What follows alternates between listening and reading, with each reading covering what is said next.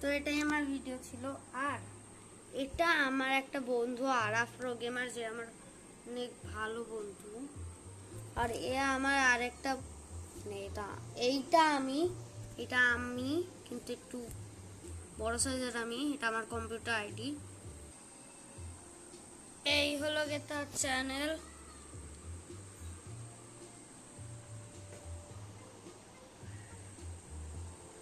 Araf channel, এটা ওর logo, এটা আর ID. Bye bye guys, good lakh.